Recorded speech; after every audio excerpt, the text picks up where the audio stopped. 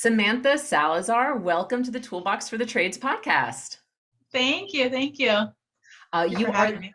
oh, I am so excited to have you. And I already put it in the intro why I'm so excited to have you. But for the folks listening, you are the GM at Rice Yeah. Plumbing and Heating in Boiceville, New York. And I'm Yes. going to kick off this podcast the way I kick every single one off. How did you get into the trades? Oh my goodness. So, like honestly, when I was growing up, I always wanted to be in some type of trade. Like I've always wanted to be in a male-dominated field. I don't know why, whether it was like mechanic or whatever. Plumbing wasn't my first choice, but I'm glad it happened. Glad it happened. Yeah, I always wanted to be in a male-dominated field. And it just fell in my lap. I started years ago with this company as actually like a part-time secretary. And like eventually we just eventually moved up for me becoming an apprentice. So I was in the field and then to GM. So it's just one of those things that I just happened to work as a secretary part-time for a plumbing company and I loved it. So we just wanted to expand it from there. That's awesome. I love that you just Yeah. said that you always wanted to work in a male-dominated field. Was that you just being like a badass chick who just wanted to like show that you could do it? Yeah, oh, yeah, what? Yes, 100%. My mom is she's awesome. And we never needed a man pretty much. It's like what, like, we always did it for ourselves. We figured it out. And that's why I also love the trade too, because half of the job is just trial and error. You mess it up, fix it, and then you won't do the same mistake again. And that's how I learned too. I'm a hands-on learner as well. So that's, it works out. Nice. It Yeah, the works out. trades is totally open to folks that are good hands-on learners. So you started as a part-time secretary for Rice a few years before you began working as a plumbing apprentice. So what prompted you to even make that jump? I actually moved to a new area, like a half an hour away from my hometown or 45 minutes. And I saw the ad on actually Craigslist. And my partner, he actually knows the owner. So I actually asked him, hey, can you like reach out and see what's going on? And he did. And they were hiring for, a secretary. And I applied and, thank God for my partner because he, knew the guy. So I had a leg up in that. Did the interview, I got the job. And it just so happened that it was a plumbing company, I guess. And Great. so after several years of being a secretary, what happened that made you go, "Hey, you know what? I really want to try being a plumbing apprentice." I've always wanted to be in the trades. So it just happened that, I was part-time secretary and then I did to full-time. And I was a secretary for, I believe, like 2 years. And then one day we had a technician in the field and I was like, hey, like, take me out on the weekend. He's like, you want to come out? I was like, yeah. He's like, I'll call you then. If we get a phone call for an on-call, emergency call, like I'm going to call you and you can come. Like, you can do a ride along. It was like, awesome. And then it was probably about like 6 months later that I actually like, came up to my boss and was like, hey, can we give it a shot? Like, let me just do it. Let me see how it goes. And, he gave me the shot, which I'm grateful for. He's a great boss. So, and it worked out, surprisingly. I'm not surprised at all. And again, we're going to talk more about your boss later because in the first call I had with you, you talked about how supportive he was of you taking these steps on in your career, which I think has been so critical to your success at this point. I really want to know before we even get to the GM stuff. Talk to me about what your apprenticeship was like. Were you secretarying part-time and then like taking calls and doing ride-alongs? What did that look like for you? No, I was, the secretary again for probably like a year and a half or 2 years at that point. Did one ride along over the weekend. And then like 6 months later, it was like I was in the office on Friday and then Monday I was just in the field, full blown apprentice, riding along with the guys in the van. And it was like probably my first week when I was like, holy crap, like this is a lot. This is a lot. And the guys, were super supportive of it too. Like they gave me a fair shot. They put me in some situations that I had to be in, but they also are like they're good. I'm like deathly afraid of spiders. So that took a little bit to get used to in crawl spaces and such, but but now it's all right. They were like, it's So okay, great. Samantha, just breathe through it. The spider's not going to hurt you. You're going to be fine. Oh my God. That's so funny. One of the things over here too, we talked about Boiceville, I was like, oh, we always talked about the great things and how the expansion would be great. Never talked about like the distance between houses or the fact that we have no cell service up here, and the spiders are a whole different breed up here than they are in Accord at our other location. These are Oh, more mountains and like over here. So so you got more rural, you got more spiders that you're dealing with. And you just dropped actually a really big thing here with the Boiceville location, which is that it's Rice Plumbing and Heating's second location. So before we yeah, actually get any further, can you just tell me a little bit about Rice? Like how many techs do you guys have? How long have you been in business? Do you only do like what kind of work do you do? Is it only residential? That kind of stuff. yeah, definitely. Give me 1 second. No Matt. worries. Uh,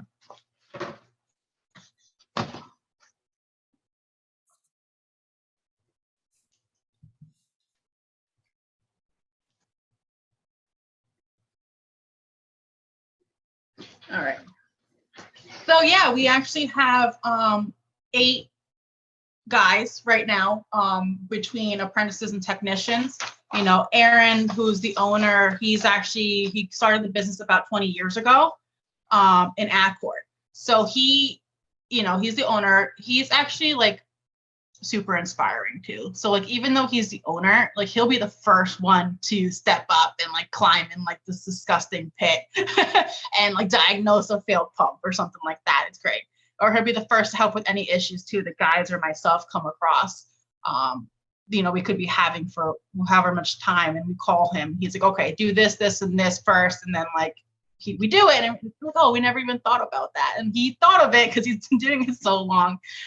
He knows the ins and outs. There's codes and building codes and such. He actually got his master plumbing license, which is like a license in the city of Kingston around here. He got that in 2005 or 6 too. So that's a great thing for him to have. And then we have, John, our service manager. He's actually been with the company for, I believe, like 13 years. At this point, he's our go-to guy too. He's great. He's actually super knowledgeable and can literally show up to a job that we're also having issues on and like look at the system and figure it out in like 5 minutes and tells us, oh, do this, this, and this. And, he'll show us the ropes or show us how to do it. And then we'll just do it. Like, shoot, we should have thought about that. He actually, like nicknamed himself Johnny Perfect is his nickname. I love someone who has the gumption to nickname themselves. Always, Oh always my, a fan. Johnny Perfect is his nickname. And honestly, he 99.9% of the time he's on it. So like 0.01% that he makes a mistake, we're like, oh, and it's not even big mistakes. They're like silly little ones, but it's just great. And then we have, our lead tech RJ too. He was actually the first technician that I really rode along with. So he was the first guy that like really showed me the ropes. I worked with him a lot during my apprenticeship. He's great. He's super knowledgeable as well. And then Aaron, I also worked with him a lot too on rough-ins mainly with him. So, and then we have, our new guys too. Andrew and Cody, who are great. They're technicians now. We have Tim, who's great too. He just joined our team along with Chuck. And Chuck works with RJ a lot. Tim is like a MacGyver of some sort too. He can figure it out, which is great. And then we have Tyler too, who's a new apprentice as well. He's good. And then of course we have our 2 office staff as well that, businesses can't run without the office. So they're great too. Oh no, they cannot run without the office. We've got 8 technicians and includes apprentices. We got our 2 office staff, right? So, and you guys have just opened your second location, Boiceville, which is the one that you are the GM of. So you became a GM after presenting a business proposal for expansion to Aaron and his wife. Tell me about that process, because we were talking about John having the gumption to name himself Johnny Perfect, but it also takes a lot of guts to go to your boss and be like, hey, I think we should expand, and here's why, and here's how I think it's going to work. Yeah, definitely. So honestly, Aaron and I were working at a job actually, and we were just talking about, the business and, what I wanted to do future wise and what my goals are and such. And then, we both bounced the idea off of each other how to like what's the next step, right? What's the next step? You become apprentice and you become technician and then lead tech and then service manager or inventory specialist. There is different positions in being a tech, which we try to offer as well. But I was like, no, let's think big. Let's just think big for a second. And I was like, we gotta expand. And I had a whole different area in mind of the expansion. He was like, you want to live thinking up? I've always wanted to expand up in Boiceville because we already have calls here. It's about like a half an hour away from our first location. And I was like, I think that's a great idea. He's like, do a business proposal, like write it up and present it and see what happens.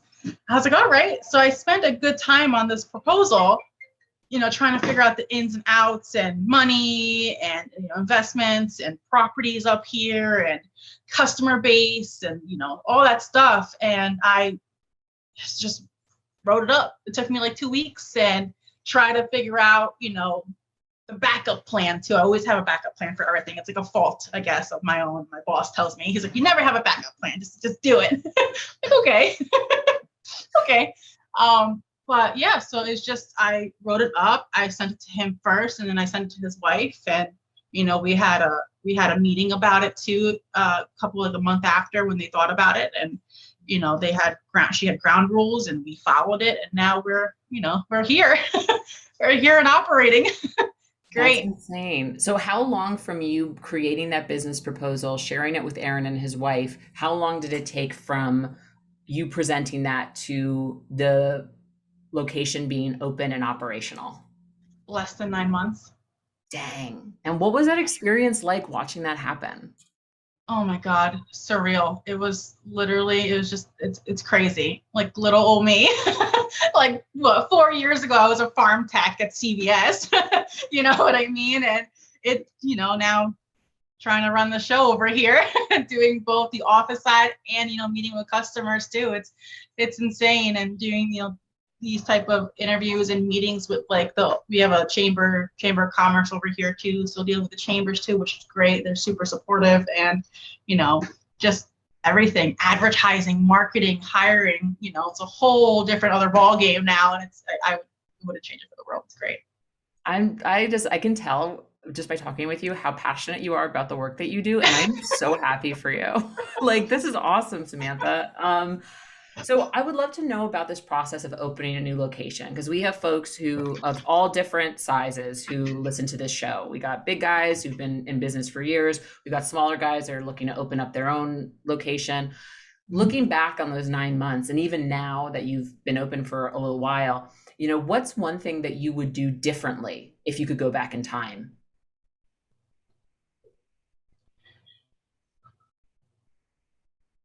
I would probably ask for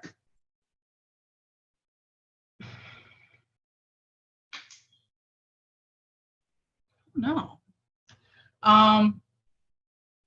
Maybe I'd ask for like more help, honestly, from like the guys, from the perspective of the managers as well that we have in Accord. You know what I mean? Like the owner and I and his wife thought about this idea and we just launched it within ourselves, and maybe having inputs of other managers too from the other location would have been beneficial.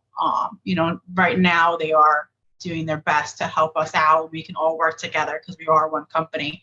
But even sharing like the legwork too, you know what I mean?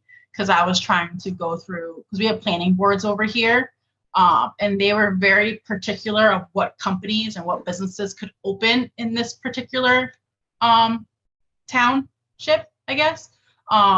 So I had even some meetings with the planning board as well, and I had to go to the town offices to talk to the supervisor, the building supervisor, and the zone code enforcement officer as well as present the presentation to the board members as well. So I think that would have been so much helpful too, while also being full-time with Rice Plumbing, being an apprentice as well. Like, you know what I mean? Like, it would have been great to be able to, share, I guess, some of the responsibility of it. But, I'm glad that we did it and we figured it out. And it's just, working. That's awesome. And I just want to like just really highlight your timeline because it blows my mind every time you tell me this. While you were putting together and opening a second location for Rice Plumbing, you were also still doing your apprenticeship. Yeah.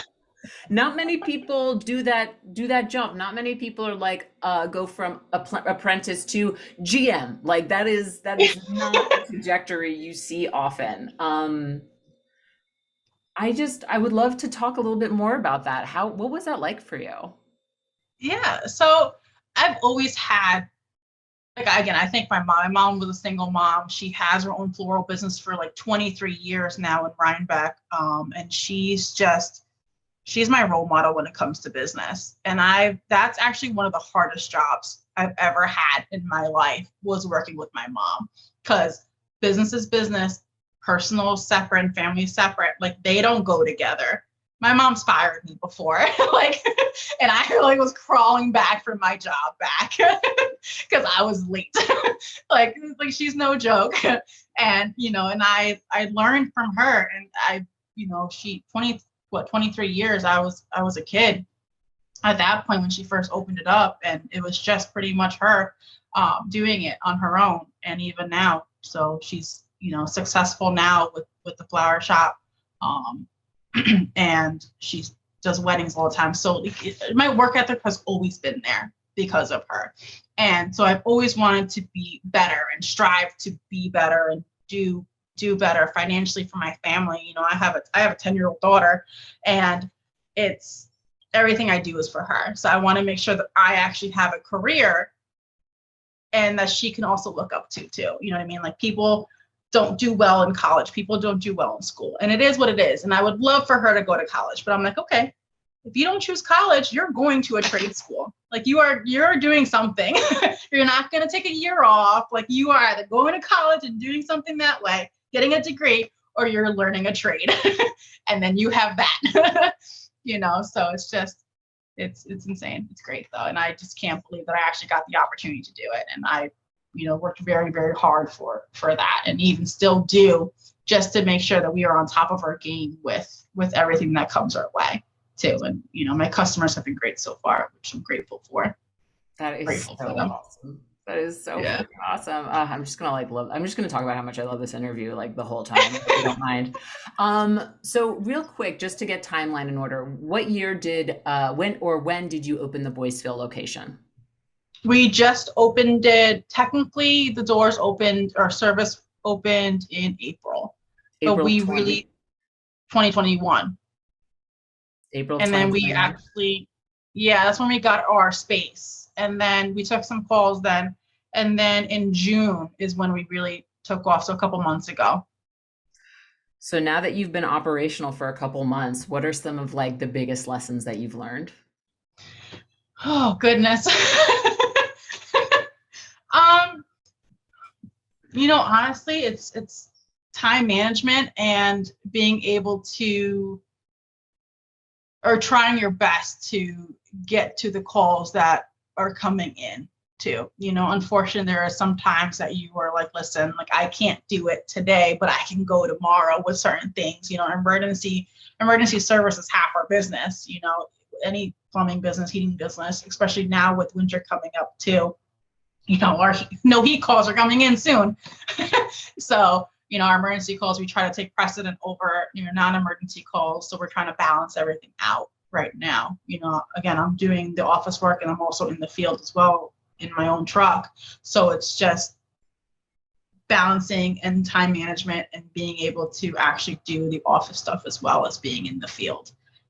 Again, I have great support staff too. Erin's been helping me out a lot too up here in Boiceville. Our apprentices too have been helpful, and our technicians as well. So it's great.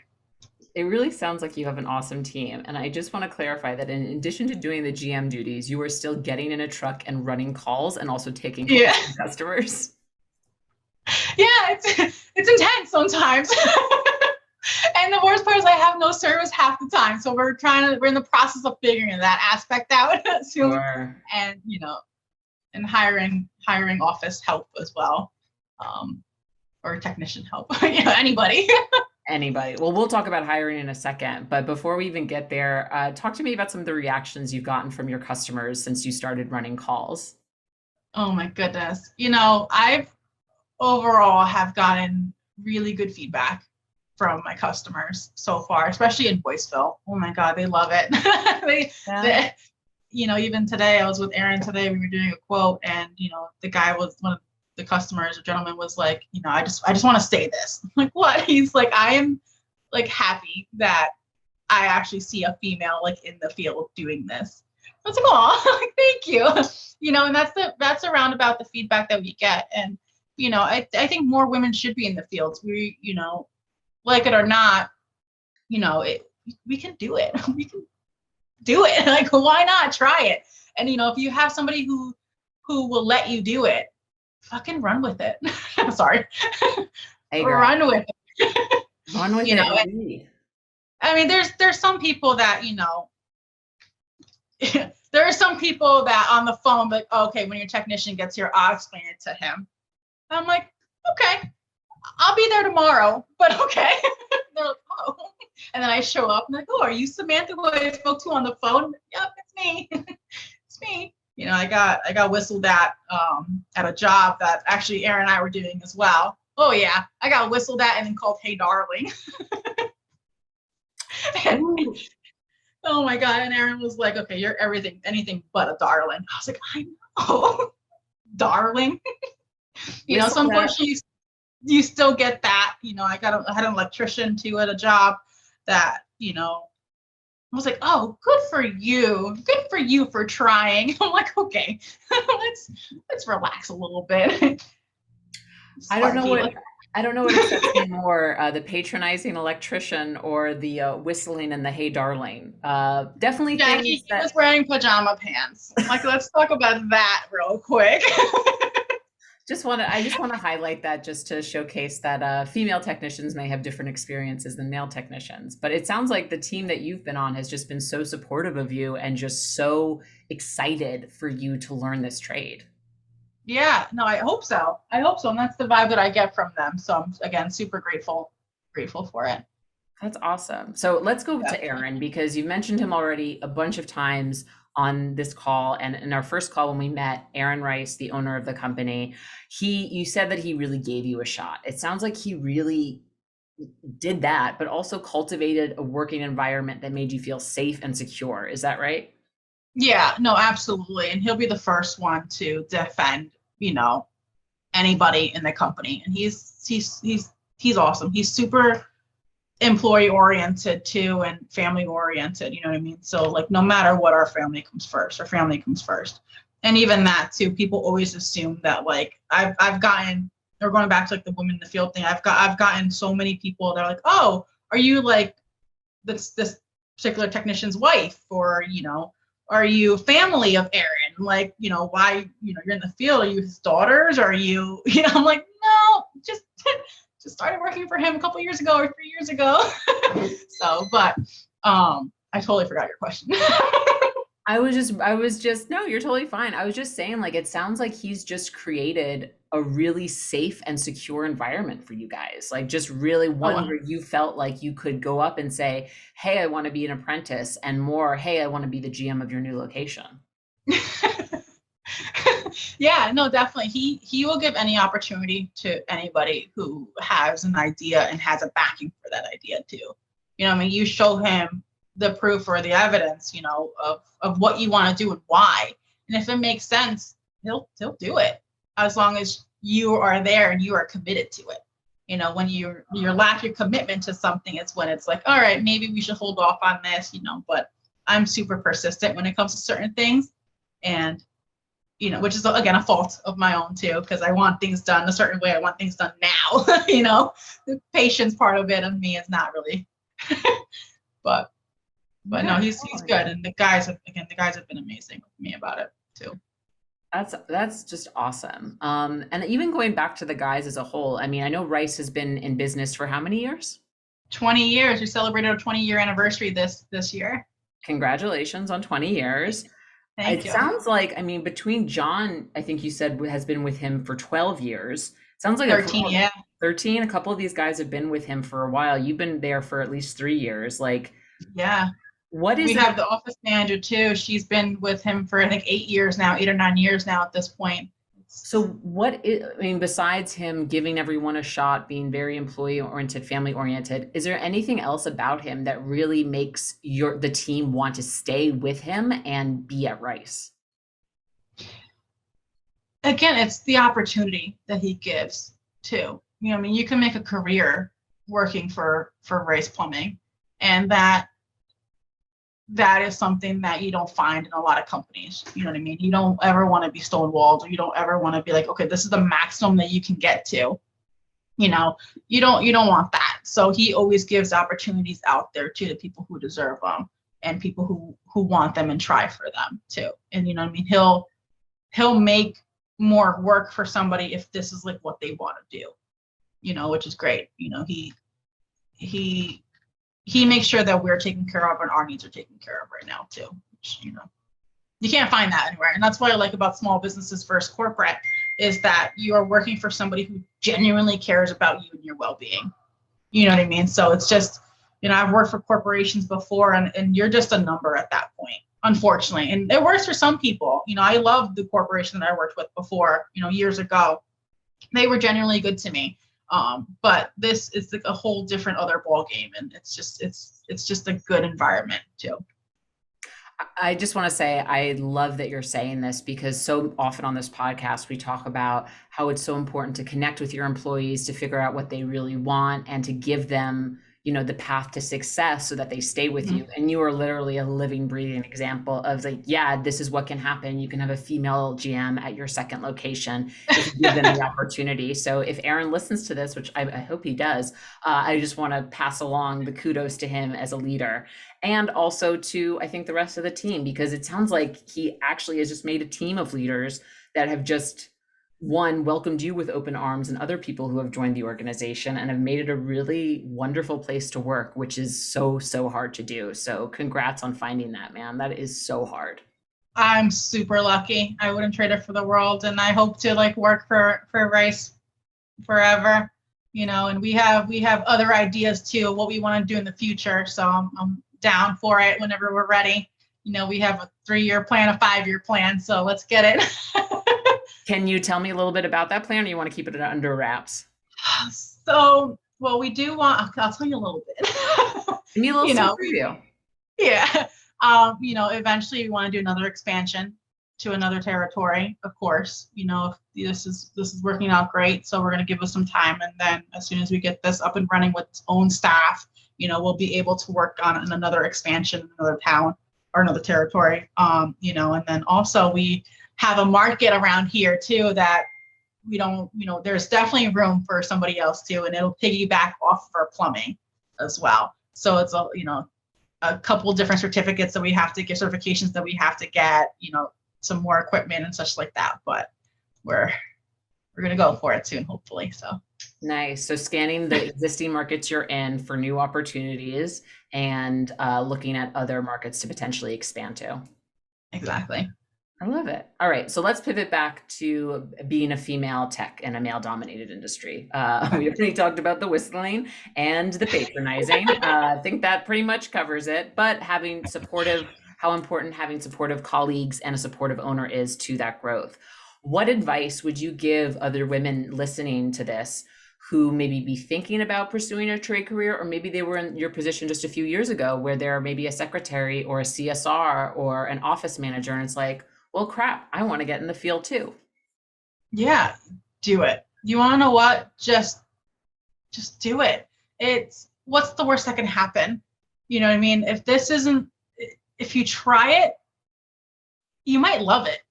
Again, this is not the field that I would have chose 5 years ago, but I'm so happy that I did. And I wouldn't trade it for anything in the world. And not many people will give you an opportunity, unfortunately. And that's just the world that we live in right now.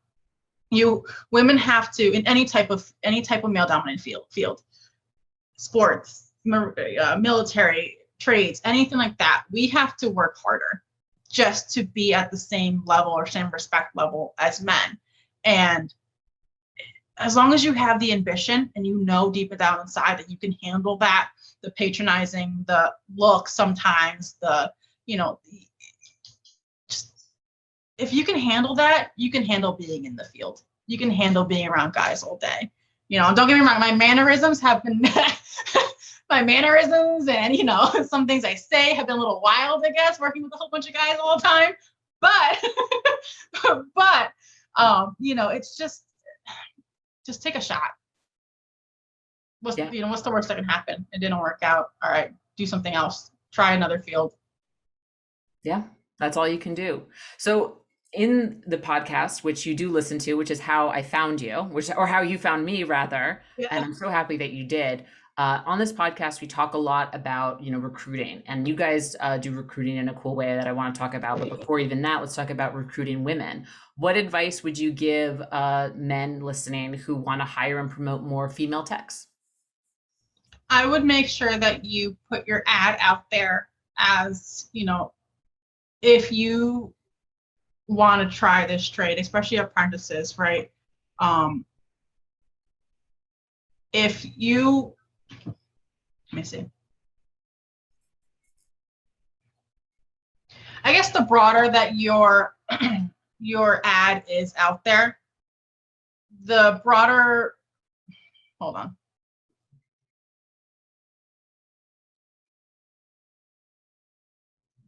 I guess like you have to revamp your ad, and encourage whoever to apply.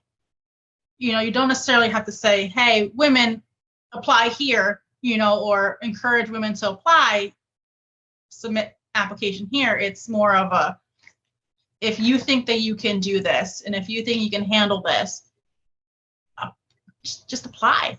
I will interview you. And that's what we did too. And that's my new tactic is I interview everybody at this point. Anybody who is applying, it's just, some of them are not resume writers. You can't judge somebody by their resume. I'm sorry. Half of our guys, and that's my experience especially in the trade, is that a couple of our guys didn't have great resumes. They didn't have great experience, and their experience that they had wasn't anything near the trade. There wasn't anything in trades at all, but we interviewed them regardless and loved their personality, and they wanted to learn. They wanted to have the opportunity to be in a trade. And you can't tell that by a resume that says, oh, I was a cook, a line cook at, for example, a nursing home. We have a guy that was a cook at a nursing home, our other guy was, what did he do?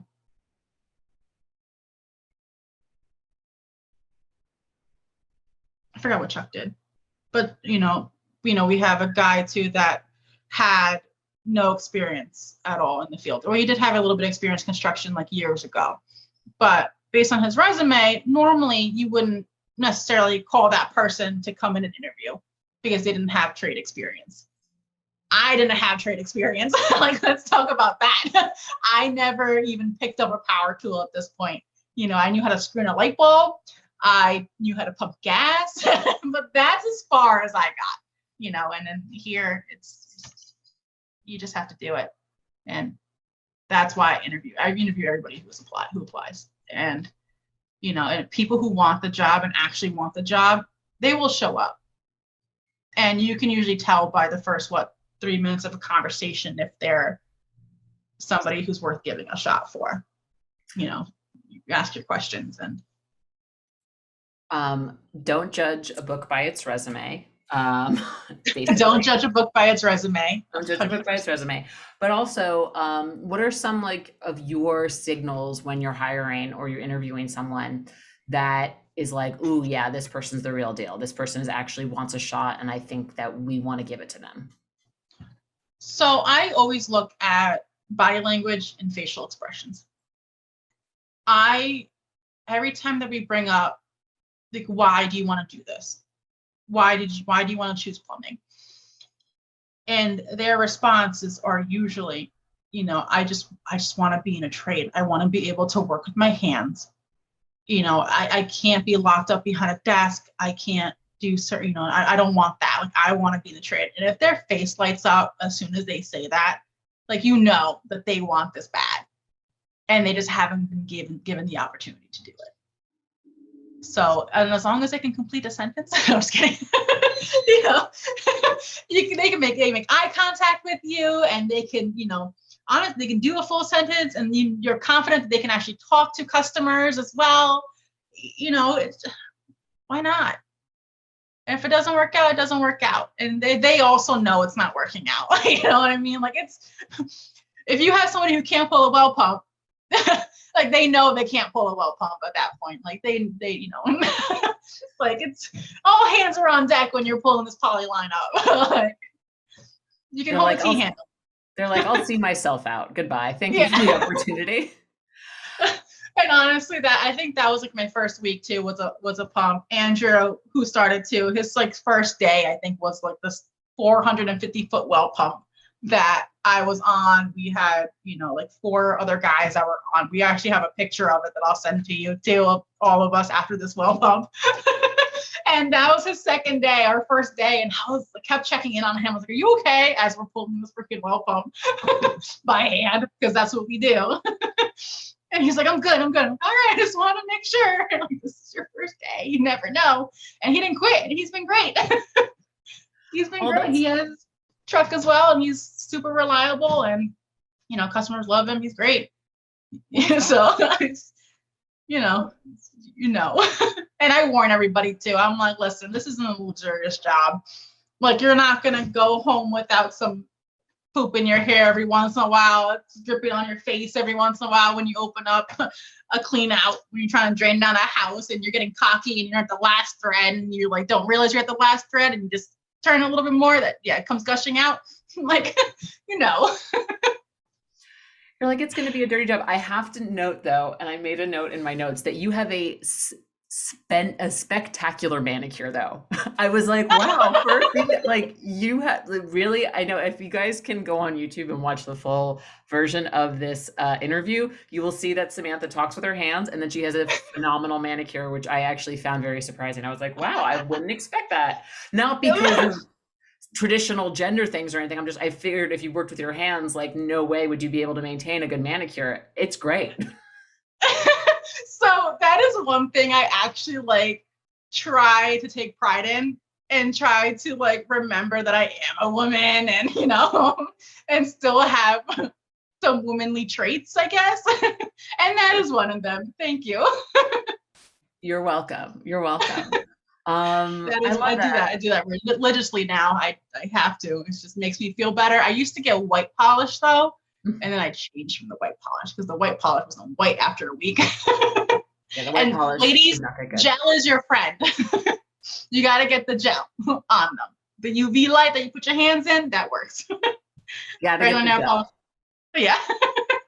My sister's a nurse, and she does dip, but this is not a manicurist podcast. This is a trades podcast. So we will pivot. Thank you for staying with us. So when we first talked, you mentioned that you were dealing with the labor shortage. Obviously, we've alluded to it a couple of times. And you said that one of the ways that you got more apprentices was that you switched up your ad copy. So can you tell me a little bit about how you made that, like, what was the change you had to make and how you realized that? Yeah. So I actually, excuse me, I actually read, I read books and watched other podcasts. I watched actually your podcast multiple times too. One of them was with actually Tommy Mello and Al Levy, and I read their books. Actually, I read Tommy Mello's book, The Home Service Millionaire, and 7 Power Contractor from Al, and even Ellen Bohr too. We actually bought her complete suite online too. And their podcast and their books pretty much said, like, you have to revamp your ad, your hiring ad. And I researched other companies too, looked on their ads. And what I've learned from everybody was, right now in the society that we are in, you have to try to pull people now to your company to choose you. Like, we as an employer are lucky to have employees apply and work for us at this point, especially right now. There's such a need for tradespeople at this point for every trade. Everyone, electricians, plumbers, everybody who I've ever spoke to, contractors, they have all said that they need help. Even, of course, even, there's our distributors too, like they need help, counter help too. It's just, I revamped it to be like, hey, you should choose us because we offer 401k, we offer paid time off, we offer vacation time, sick time, and I've had to revamp them all like that to encourage everybody to apply as well. No experience necessary, right? And then that's what we started too. So we switched it. So we always tried to hire technicians. And now Aaron and I decided that it was best to maybe hire apprentices, train apprentices our way, the Rice way, and give them the opportunity to become a tech. And, so that's actually worked out for us very well, which is why we have right now we have 3 apprentices, 4 that are doing very, very well. So hopefully they'll, the next year or 2, we'll start bringing them up a little bit, have their own van. But we just had to revamp them and pretty much say, like, please choose us. And this is why. This is why we're a family-oriented business. We're a team. We support. We're going to give you opportunity to grow. We've got a badass female GM at our second location. It's going to be awesome. That's great. And I think that's also just like a really good point, which I know we've hit on this podcast before, but I think it's so important to hammer home again. If you want good people, you need to advertise why they need to come to you. You don't need to advertise what you're looking for. You need to advertise why they should want to work for you. Oh yes, 100%. So talk to me a little bit about the Apprentice program, or how you train apprentices the Rice way. I love the way that you said it. Is there any particular way that you guys like to differentiate the way you do that compared to your competitors? So we try to. So this is one of my pet peeves. Oh my God.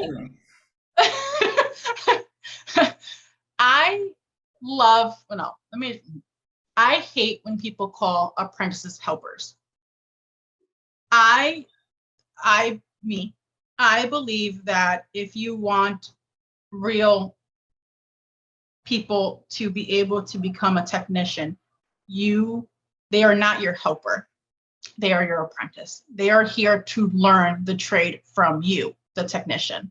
A helper helps you, gets your tools, is your tool fetcher or whatever, brings you pipe, brings you fittings, brings you, yes, the apprentices do that because they have to learn and they have to make sure, but I want the apprentices to know what we need before we even ask them.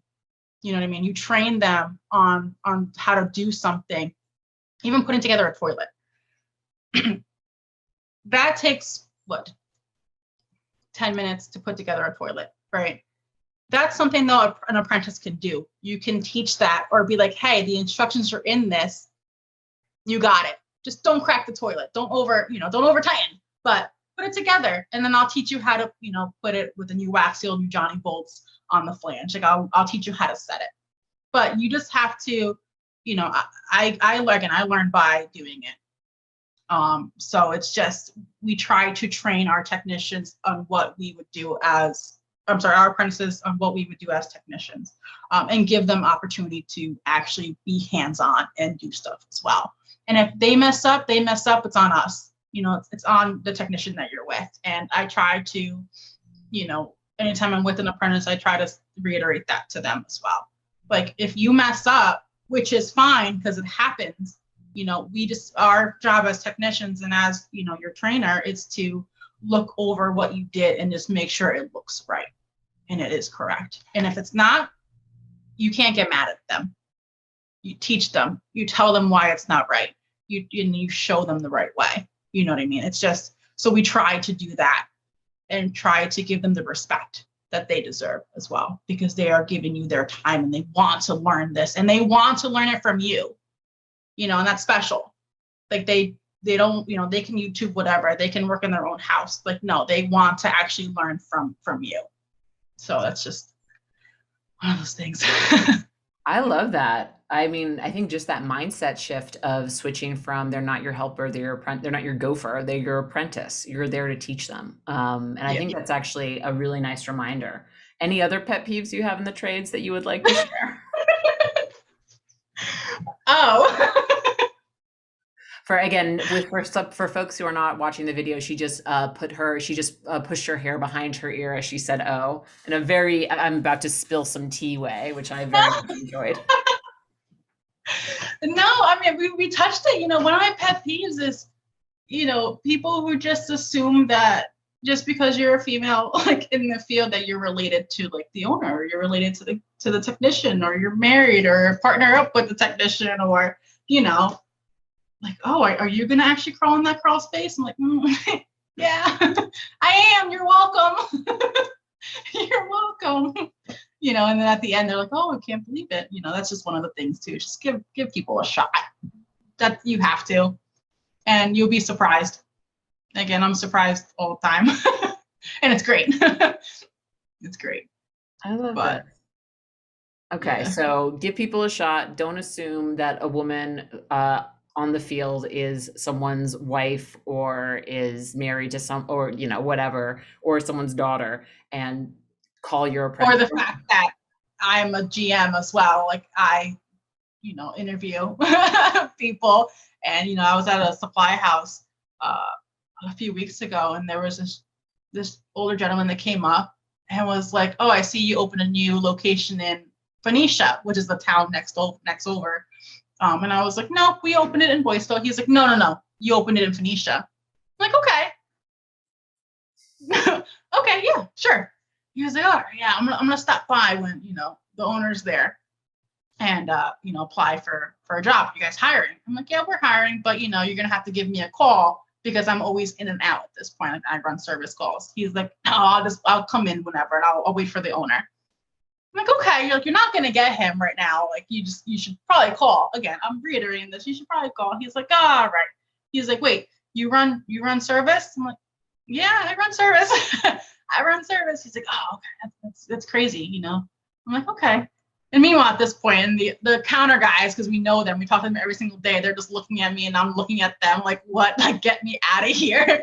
And then he was like, "Yeah, I'm over the heating side of it, or I'm over the plumbing." He's over something. I'm like, "What do you mean?" He was like, I'm done going through crawl spaces and, late night emergency service calls." And I'm like, "Well, unfortunately, that's our job. We don't say no if it's a crawl space. Like we go. It's not like we go and show up and be like, no, not for us." Like, no, we go there to help the customer out. If we have to crawl in a crawl space, we get to crawl in a crawl space. Like it is what it is. And unfortunately, emergency service calls, that's half our business. So I was like, "Yeah, definitely give me a call before you come in and we'll interview you." Just like, okay, he hasn't called me yet. Definitely don't want to hire a technician who one of the first things they say to you is, "Yeah, I'm over going into crawl spaces." I'm over. I'm like, okay. I think he said he doesn't like the heating aspect of it, or he doesn't like the plumbing aspect. He doesn't like one of the major, where Bryce Plumbing and Heating Incorporated, like plumbing and heating, and you don't like half of that. That's our job. That's going to be a maybe problem. not the best fit, but again, I interview everybody. Like, why not? But Well, and he also made assumptions that you're not the one who's interviewing him. So well, that's on him. Hopefully he listens to this podcast and is now just, banging his head against the wall like, "I can't believe I did that." Yeah, right. So another reason I'm really excited to talk to you is because you're still fairly new in your career in the trades. Yeah. And you first reached out to me because you've listened to Toolbox for the Trades. Thank you for being a listener. And I was so excited to talk to you. But there's so many resources out there now, especially in the last few years. There's so many books and podcasts. And I would love to know, what resources are you using right now to get information about how to grow as a GM and also how to help grow Rice?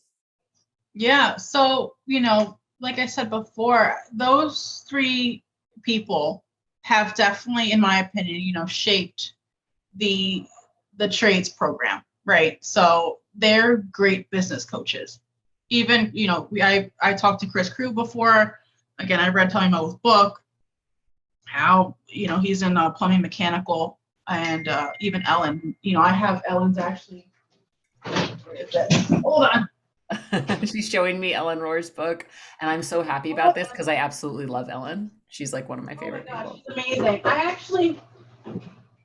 Ellen, I called the number on her website and just to get some information about her coaching and what she does.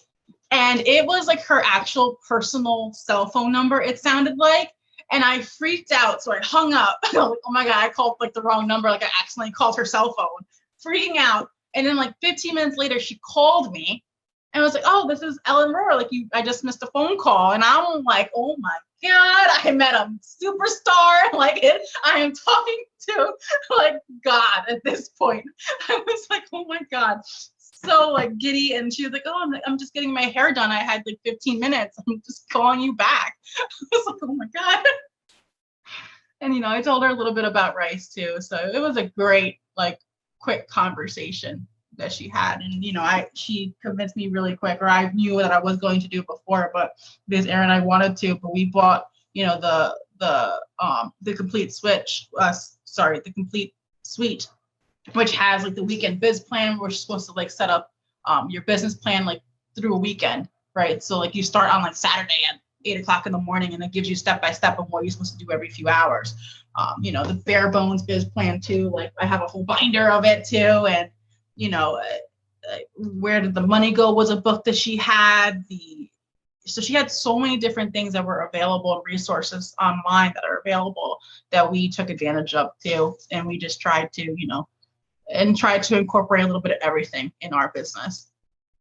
And that it's worked so far, and we learn something new every single day. And you can't just be like, oh, this is what we're going to do because it's worked for us in the past. It's a different business now and different clientele. With COVID hitting in 2020, it's a whole different ball game now for tradespeople. People are, even with septics, people up here especially use these houses as weekend homes. So there are septics and leach fields, and we're used to having somebody there, or a whole family of 6 there, every single day using everything. So stuff broke, and again, grateful for our customers, and we had a lot of emergency stuff to do that during COVID, and we took our precautions. We cleaned the vans out every single day. We sanitized. We had masks. We sanitized our hands. Like we were super clean. We tried as best to be super clean with this. And, so everything, business always changes no matter what. And we just have to be able to try to adapt to the change.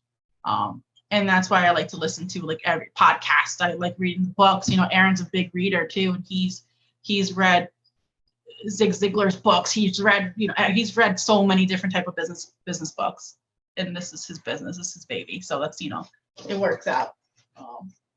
That is awesome. And I just wanted to ask that question because that's what I try to do with Toolbox. And I'm just so happy you were able to find some resources through my podcast and through Tommy's podcast, which is excellent, and through Al and through Ellen, Chris Crew. They're great. Well, yeah. So the ServiceTitan podcasts, they're great because you touch so many different subjects too, which is great. You know what I mean? So when I try to catch them, you have business coaches on there talking about their personal experience and what they think, is right. And then you also have, I watched a podcast that had different types of plumbers. So they had, the business owner, but then they had a union technician who worked the union. The growth series. Yeah. So it was great. Like I never knew how, union worked really. And it was very insightful, and everybody has different experiences with their companies, or, I was watching the woman on talking about unions, and she works for different companies every couple weeks or every couple months. Like she just switches companies because that's what you do, and it's great. And it was very insightful. So I'm grateful for it, and I love them. Well, thank you, Samantha, for making me feel like my job is making a difference. And I actually It just is. thank you. And I actually want to take this opportunity to just shout out to the rest of our listeners. Hey, if you want to come on this podcast and talk about what you've learned, I would love to have you. Um, Yes. Samantha, this has been a wonderful, wonderful conversation. I've loved talking with you truly. Oh, thank you. From secretary to GM in like just a couple of years. That is so, how many years was it? 3 years. That is incredible. And as a female Yeah. GM on top of that, who's running service, way to go. I have no doubt that you and Rice are going to do incredible things Oh, moving thank you. forward. And I hope that we get to see you guys do that. If you've listened to the podcast before, which I know you have, I've got some rapid fire questions for you. Are you ready? Oh God. Okay. Okay. How do you take your coffee? Black. If you could have dinner with one person, dead or alive, who would it be? Lucille Ball. Great answer. What's one thing you're trying to learn more about right now? Working out. If money weren't an object, you had unlimited resources, what's the first thing you would do? Ooh. Buy an animal sanctuary or have an animal sanctuary. I love that. What podcasts or books would you, I mean, you kind of already done it, but any additional podcast books would you like to recommend to the audience? Toolbox for the trades, baby. Thank you. What's the number one thing every contractor must do to run a successful business? Be open-minded. Love it. Samantha Salazar, thank you so much for being a guest on Toolbox for the Trades and sharing your story. Thank you. Thank you for having me, Jackie. I really appreciate it. It's awesome.